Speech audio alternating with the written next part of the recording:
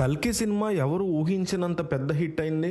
Sensational రికార్డులని బద్దలు కొడుతుంది. అంతా బాగానే ఉంది. అయితే కల్కి 2 ఎప్పుడు వస్తుంది? ఈ కల్కిలో ఆఖరి 10 నిమిషాలు మమ్మల్ని ఉర్రూతలు ఊగించింది. నెక్స్ట్ కలి ఏం చేయబోతున్నాడు అంటే, ఈ ఎవరైతే మనం చూపించినటువంటి ఆ విలన్ ఉన్నాడో అతను ఏ రకమైనటువంటి నిర్ణయాలు తీసుకోబోతున్నాడో, అతనికి వచ్చినటువంటి పవర్ వల్ల కల్కి యొక్క అవతారం ఎక్కడ ఉండబోతోంది, సుమతి ఎవరికి జన్మనివ్వబోతోంది, ఇట్లాంటి రకరకాల ప్రశ్నలు విపరీతంగా తెలుగు సినిమా ప్రేక్షకులతో పాటుగా తెలుగు సినిమా ఇండస్ట్రీలో ఉన్న పెద్దల్ని కూడా వెంటాడుతున్నాయి. ఎందుకంటే బాహుబలి లెవెల్లో సెకండ్ పార్ట్ ఉండబోతోంది. బాహుబలి 2కి ఏ లెవెల్లో అయితే జనాలు ఎక్సైట్ అయ్యారో కల్కి 2కి కూడా ఎక్సైట్ అవుతారు అనే మాట చాలా స్పష్టంగా వినిపిస్తుంది. ఈ టైంలో అశ్విని దత్ ఇచ్చినటువంటి ఒక ఇంటర్వ్యూ, దాదాపు సినిమా 40 to 50% పూర్తయింది. ఇంకొక 55% మాత్రమే ఉంది ఈ సినిమా కంప్లీషన్కి. అంటే సెకండ్ పార్ట్, కల్కి సెకండ్ పార్ట్ని ఇప్పటికీ చాలా వరకు కంప్లీట్ చేసేసాము, రిలీజ్ అవ్వడానికి సిద్ధంగానే ఉంది ఆ సినిమా అంటూ ఆయన ఇచ్చినటువంటి వ్యాఖ్యలు. 2026 జనవరిలో రిలీజ్ అవుతుందంటూ అశ్విని దత్ చెప్పినటువంటి కామెంట్స్ ఏవైతే ఉన్నాయో అవి ఇప్పుడు బాగా వైరల్ అవుతున్నాయి.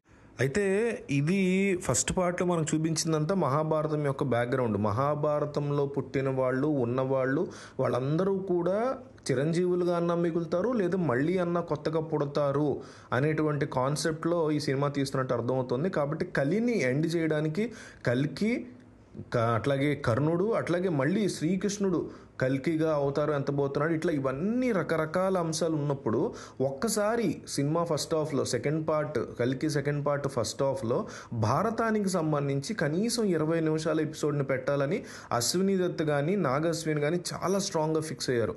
అందువల్ల ఈ భాగవతాన్ని, అంటే ఈ భారతాన్ని, భారత యుద్ధాన్ని, కురుక్షేత్ర యుద్ధాన్ని మళ్ళీ కనుక చూపిస్తే ఈ కురుక్షేత్ర యుద్ధంలో ఎవరెవరి క్యారెక్టర్లు ఎవరెవరు వేసే అవకాశం ఉంటుందనేది ఇప్పుడు బిగ్ క్వశ్చన్గా మారింది. విజయ్ దేవరకొండని అర్జునుడిగా చూపించారు, అశ్వత్థాముడిగా అమితాబ్ బచ్చన్ చూపించారు, కర్ణుడిగా ప్రభాస్ని చూపించారు. మరి కల్కిగా ఎవరు పుట్టబోతున్నారు? కృష్ణావతారం మహాభారతంలో మహేష్ బాబుని చూపించబోతున్నారా అనేటువంటి ప్రశ్నలు కూడా విపరీతంగా ఉన్నాయి ఆల్రెడీ.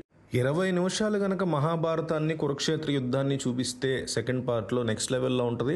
అట్లాంటి నెక్స్ట్ లెవెల్లో మహేష్ బాబుని కనుక కృష్ణుడి క్యారెక్టర్లో చూపించగలిగితే అవుట్ ఆఫ్ ద వరల్డ్ వెళ్ళిపోతుంది ఈ సినిమా యొక్క రేంజ్ అనేది మనకి స్పష్టంగా కనిపిస్తుంది. సో ఒక చిన్న క్యామియో 5 నుంచి 10 నిమిషాల పాటు మహేష్ బాబు శ్రీకృష్ణుడిగా అక్కడ కనిపించి కల్కి అవతారంలో తాను ఏ రకంగా పుట్టబోతున్నాను అనేది కనుక కురుక్షేత్ర యుద్ధంలో లేదా ఆ ద్వాపర యుగంలో కృష్ణుడు నిర్యాణం అయిపోయిన సమయంలో గనక మహేష్ బాబుతో చెప్పించగలిగితే మాత్రం ఈ మూవీ ఏదైతే కల్కి 2 ఉంటుందో, కల్కి 1ని, బాహుబలి 1, 2ని, RRRని, KGFని, ఈ ఇండియాలో ఇప్పటి వరకు వచ్చినటువంటి అన్ని సినిమాల్ని క్రాస్ చేసేటువంటి బిగ్గెస్ట్ మేక్ ఓవర్గా ఉండబోతోంది అనేది స్పష్టంగా కనిపిస్తుంది. అది కనుక జరిగితే, అండ్ కర్ణుడు వర్సెస్ కృష్ణుడు కూడా రకరకాల అంశాలు నడుస్తున్నాయి. కర్ణుడు ఎన్నో రకాల తప్పులు చేశాడు అంటూ ఉంటారు, కర్ణుడిని వ్యతిరేకించే వాళ్ళు కూడా ఉన్నారు, కర్ణుడు వ్యతిరేకంగా ఉండేవాళ్ళని చెప్తారు. సో వాళ్ళిద్దరి మధ్య కూడా కొత్తగా ఏదన్నా యుద్ధం చూపిస్తే, మీరు మార్వెల్ సినిమాలు చూస్తే క్యాప్టెన్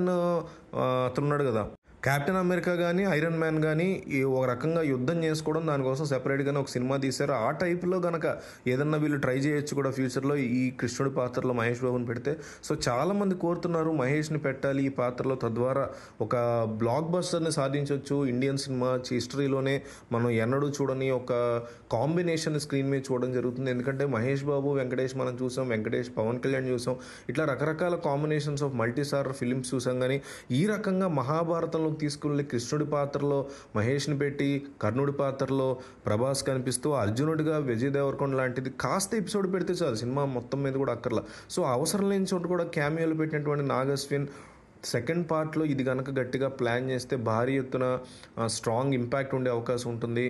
మహేష్ బాబుకి అట్లాగే వైజయంతి మూవీస్ కూడా ఒక మంచి స్ట్రాంగ్ అనుబంధం ఉంది. అసలు మహేష్ బాబు డెబ్యూ చేసినటువంటి రాజకుమారుడు సినిమా, రాఘేంద్ర డైరెక్షన్లో వచ్చినటువంటి ఆ మూవీ ప్రొడ్యూస్ చేసిందే వైజయంతి మూవీస్. అప్పుడు పనిగట్టుకుని సూపర్ స్టార్ కృష్ణ యొక్క కొడుకు యొక్క అరంగేట్రం తన బ్యానర్లోనే జరగాలని పట్టుబట్టి మరి అశ్విని దత్ అప్పట్లో ఈ సినిమాని నిర్మించారు. సో మహేష్తో కూడా వైజయంతి మూవీస్కి చాలా మంచి అనుబంధం ఉంది ఎన్నో సంవత్సరాల నుంచి.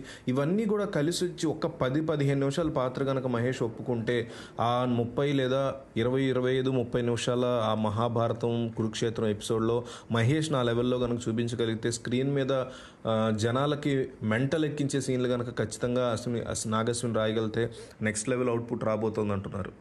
ఇది జరుగుతుందని, జరగాలని కోరుకుందాం. ఇదంతా జరిగితే మాత్రం 2026 సమ్మర్కి ఈ సినిమా రిలీజ్ అయ్యే అవకాశం ఉంటుంది.